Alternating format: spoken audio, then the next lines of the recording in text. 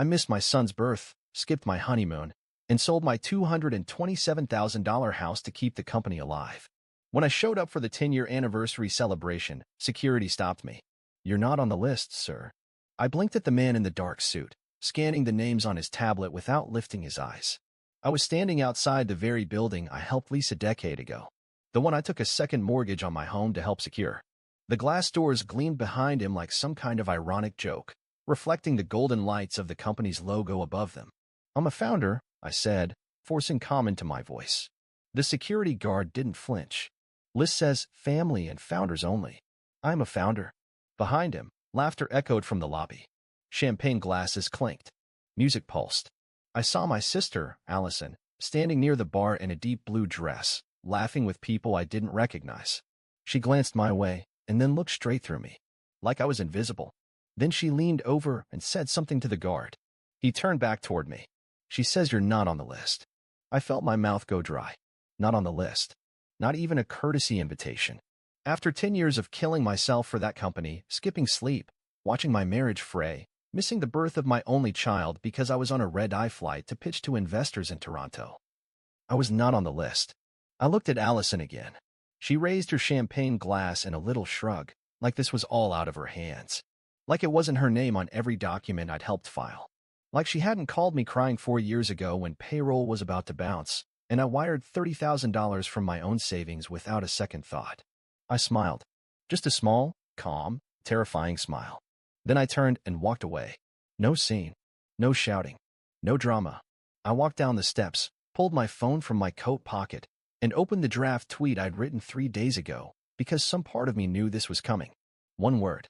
Sold. I had sinned. By the time they realized what it meant, the papers had already arrived. And no one could find me. 10 years ago, it was just an idea on a whiteboard in my sister's garage. Back then, we were nobodies. Just two burnt-out ex-corporates with a dream. I had the tech background, back-end systems, security architecture. Allison had the vision, the pitch voice, the presence investors loved. We agreed. I'd build the engine, she'd drive the car. I was the one who said, "Let's go all in." And I did. I sold my house, a modest 3-bed I'd saved 8 years to buy. Listed it quietly, signed the deed over for $227,000, and wired every cent into the company. Didn't tell my wife until it was done. We were supposed to move into our new place that spring. Instead, I rented a 1-bedroom apartment above a laundromat while she stayed with her parents. That was the first fight. "You sold our home without even talking to me," she'd said, her eyes wide with disbelief. "It's temporary," I promised. 6 months. A year, tops. This company's our future. But 6 months turned into 18. Then 3 years. Then we were sleeping in separate beds. She gave birth to our son while I was on a client call. She texted me a photo, and I stared at it from a conference room at 11:48 p.m., sitting in the same hoodie I'd worn for 2 days straight. I saved the image. I never deleted it. It's still in my phone, buried between investor spreadsheets and timestamped pitch decks. Allison knew all of this. She was there when I pawned my wedding ring for payroll one brutal January. She watched me break myself for our vision while she basked in the glow of TEDx talks and glossy profiles and fast company. But every time I tried to step forward, get my share of credit, request a salary beyond bare minimum to survive, I was met with vague smiles and, "Let's revisit that next quarter." At the 5-year mark, the company raised $6 million in series of funding. I didn't get a raise. At year 7, we signed our first Fortune 500 client. My name was nowhere on the press release. When I pushed back, Allison patted my shoulder like I was some confused intern. "People don't need to know who does the plumbing," she said once. "They just want to know the bathroom works." That's when I started documenting everything. Every wire transfer I made. Every sleepless sprint. Every email where she promised we were equal. I archived them in encrypted drives. I kept quiet. Played my part. Let her shine. Until the moment I saw the shareholder restructuring documents. She diluted my stake. Quietly. Over 3 consecutive quarters. Legal, technically, because I'd signed the authorization pages during a tax review blitz. I hadn't even noticed. My 47% share? Now 11.3%. Just enough to keep me pacified. Just enough to keep me not dangerous. "You know what optics are, right?" she said when I confronted her. "You're not the face we need anymore. You're tech. You're back end. Back end." The same backend that kept our servers running during that cyber attack. That coded the security layers that won us government contracts. That saved us a $2.5 million breach penalty. I should have walked then. Instead, I stayed. Like a fool. Because I kept thinking of that one night in the garage when she said, "Whatever happens, we do this together." Turns out together had a short shelf life. I found out about the 10-year anniversary gala from LinkedIn. A generic post. No mention of me. Just Allison posing in a gold dress beside a cake shaped like the company logo. The RSVP site was password protected. So I did something I hadn't done in years. I smiled. Not a polite smile. Not a tired one. The kind of smile you wear when you're done playing nice. I called my lawyer. "You still have that holding company we set up in Delaware?" I asked. He did. "And you still remember that clause we buried in the original founding documents?" He did. Good. Because buried deep in the legal weeds of our early contracts was a contingency clause, one written back when Allison was still too broke to afford her own Uber rides. It gave me a quiet option. If my stake ever fell below 12% without unanimous board consent, I could trigger a sale clause to a third party, without board veto. And I had found the third party. A competitor we once mocked. Small. Hungry. Ruthless. They offered me $6.2 million for my remaining stake. The only thing I had to do? Sign. So I did. 3 weeks before the gala. I sold the heart of the company. And I didn't say a word. The moment I walked away from that glass building, I felt everything slowed down. The champagne. The music. The people laughing in cocktail dresses. And the security guard still staring at his screen like he didn't just escort a ghost out of his own legacy. My shoes crunched the sidewalk as I walked toward my rental car. No one followed me. No one called out. They didn't even realize what had happened. Not yet. But they would. I sat in the car, engine off, phone still in hand. The tweet had already gone live, sold. One word. One cut. Sharp as glass. I opened my private email. The one tied to the Delaware holding company. For unread messages. Funds received. Transfer complete. Contract executed. Welcome to the board. My lawyer had done it. The ink was dry. The sale had closed. The competitor, ironically, the one Allison once called a joke with a logo, now owned 11.3% of the company. My 11.3%. Along with 3 small blocks I'd quietly purchased from disillusioned early employees. Their total stake? 19.8%. One board seat. One voice at the table. One battering ram through her glass walls. I didn't go home that night. I didn't answer the phone when my ex-wife called, probably wondering if I was okay. I wasn't. But I was something else. Something better. Free. Instead, I checked into a hotel 30 miles away. Paid in cash. Burned the clothes I wore. Not metaphorically. I literally tossed them into the hotel fireplace. Every thread of the founder uniform I used to wear gone. I spent the next 72 hours off-grid. No phone. No email. Just the sound of silence.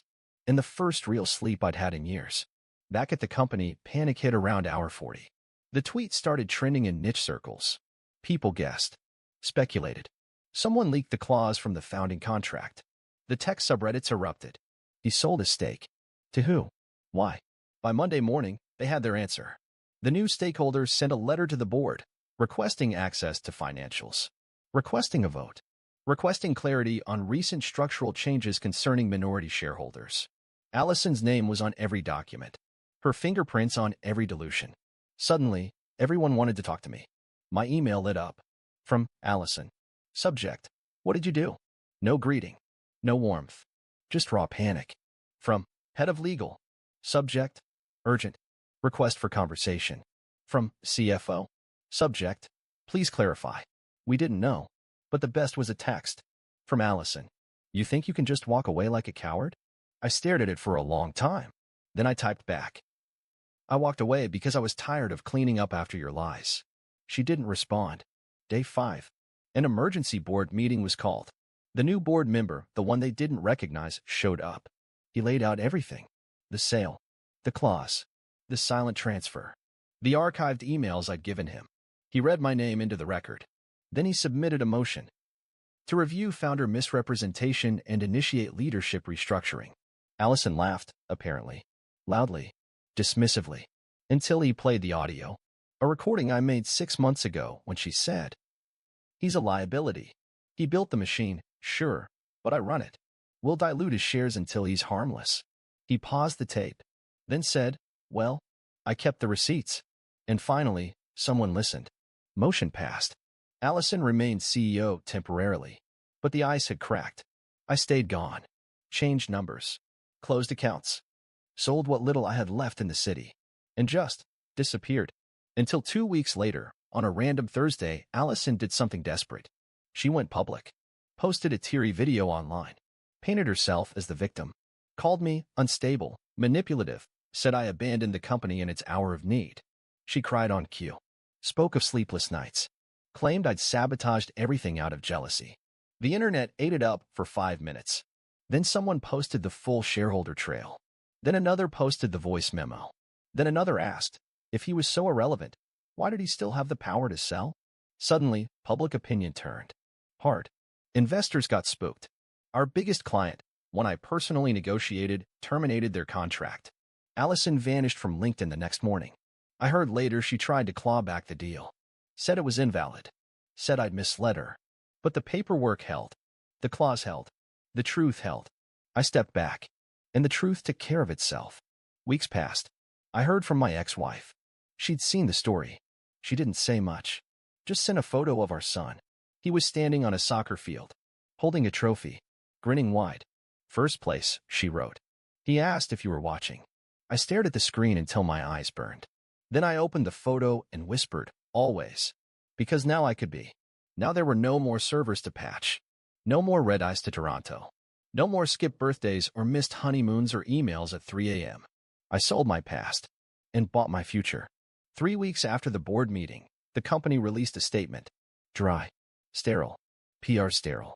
Effective immediately, Allison Quinn has stepped down as CEO of Peaver Technologies. We thank her for her contributions over the past decade. The board will commence an executive search for new leadership to guide the company forward. No mention of betrayal. No whisper of diluted shares, secret votes, or brother versus sister war. Just a clean surgical cut. As if 10 years could be swept into a 2-paragraph obituary. But people knew. Because the moment the press release went live, my inbox exploded.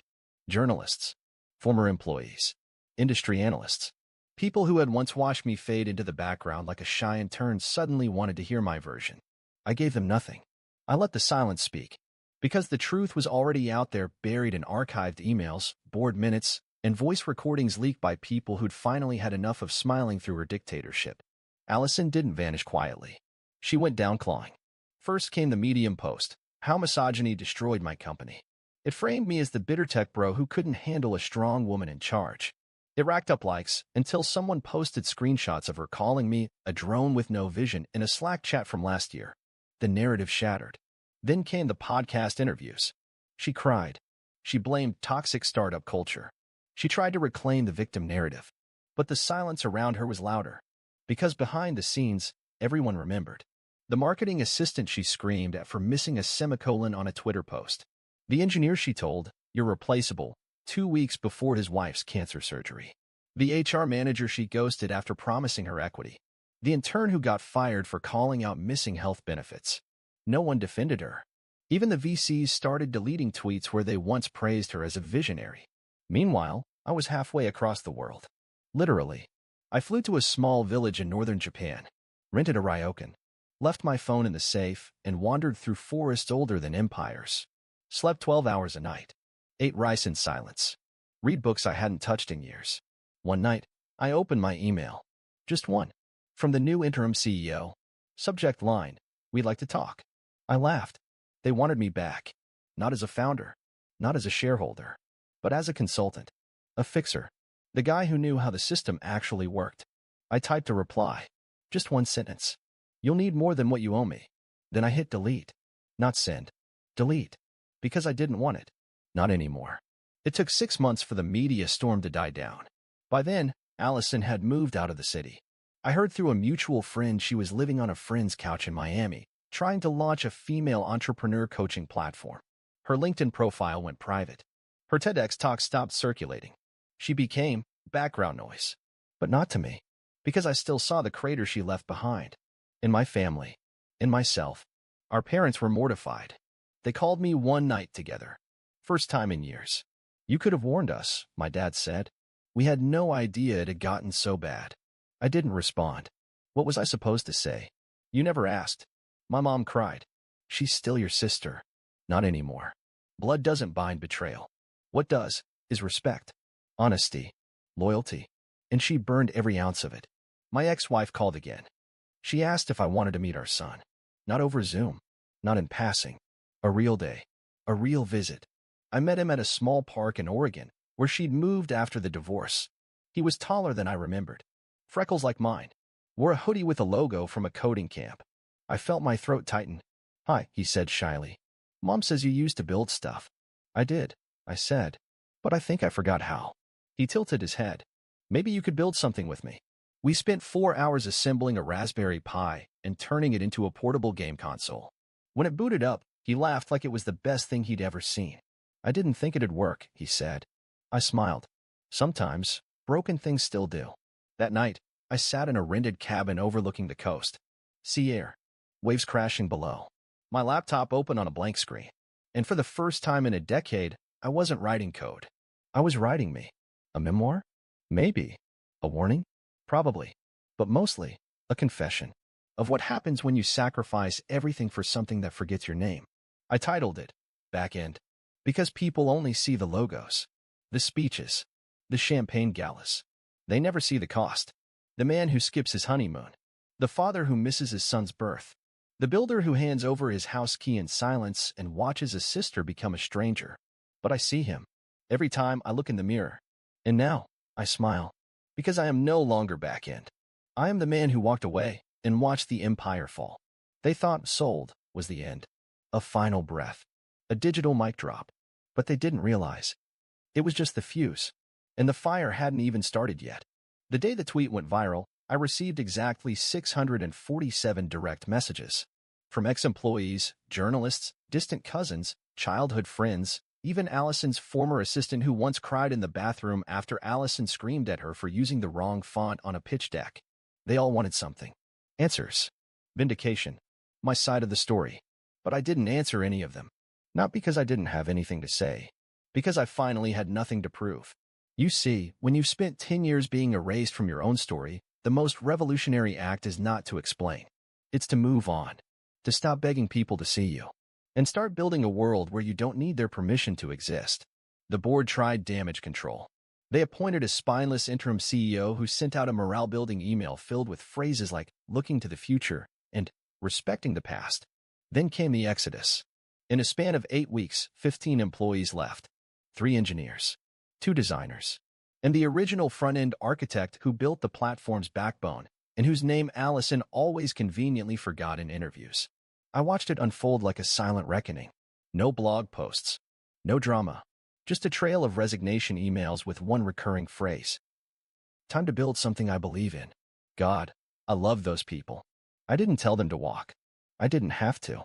They saw what I did and realized they were free too. But Allison? She did the opposite. She went nuclear. Started a podcast. The Burnout Diaries. Claimed to be starting over. Called herself a phoenix. Wore beige hoodies and did Instagram lives about healing from betrayal. I watched exactly 1 episode. She told the audience I stole the company from behind her back. Stole. My own legacy. That's when I laughed for the first time in weeks. Because I remembered her words from years ago when I mortgaged my home to keep the company alive during a dry quarter. That's what family does, she'd said. You believe even when the books don't. Yeah, I believed. And I paid. With my house. My marriage. My sanity. My identity. And now she had the audacity to claim she was the one betrayed? Please. You can wear all the linen and filtered vulnerability you want. But not all who fall were meant to wear the crown. They just prove how high you were before the fall. People keep asking me if I'd do it all again. If I regret building the company. And the truth? No. I don't regret building it. I regret not leaving sooner. I regret the birthdays I missed. The wife I lost. The years I'll never get back from watching someone else climb a ladder I built. I regret being so loyal I forgot how to breathe.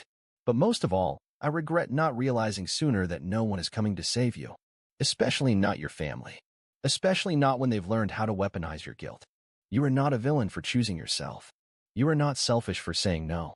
You are not heartless for walking away from people who only loved you when you bled for them. You are free. The money from the sale hit my new trust account 48 hours after the final signature. $6.2 million. I could have bought a mansion, a Tesla fleet, a boat. Instead, I bought a mountain. Literally. 38 acres of forest land in Colorado. A cabin, solar panels, a satellite uplink, and a silence so complete, it felt like music. No meetings, no Slack, no investors asking if we could add NFTs to the roadmap. Just birds and pine and the sound of my own heart recalibrating. I built a small studio, painted the walls, set up a workbench. No logo, no title, no LinkedIn. I wasn't the founder anymore. I wasn't back-end. I was just me. For the first time in a decade, one day I received a letter. Not an email. An actual envelope. Handwritten. Return address. Unknown. I opened it carefully, expecting something sharp. Inside was a note. I get it now. I shouldn't have said what I said. I'm sorry. L? L? As in Lena. The marketing director who once publicly told a room full of investors that I was too technical to lead. I kept the letter. Not because I needed the apology, but because it reminded me. Even the ones who help bury you sometimes dig themselves out too. Last month, I started building again. Quietly. No launch. No countdown. Just a tool for freelancers. Built with love, not hype. I sent it to 3 friends. Then 6 more. Word spread. And within 3 weeks, we had 900 users. No marketing. No paid ads. Just gratitude. And every time I onboard a new user, I send them a personal note. Signed, the guy who once disappeared. It always gets a laugh. But the truth is, I didn't disappear. I just left the table. Because I finally realized something. You don't win by forcing them to give you a seat. You win by building your own house. And locking the door behind you. So if you're reading this, some burnt-out soul who gave everything and still got told they weren't enough. Let me leave you with this. One day, they'll uninvite you. They'll delete your name from the list. They'll stand at the glass door and say, family only. Founders only. You'll feel your chest tighten. Your hands shake. Your heart scream. But I built this. And that's when you smile. Walk away. Disappear. And write one word. Just one. Sold. And sometimes letting go is what finally sets everything in motion. Because the truth? You never needed their table. You were the house.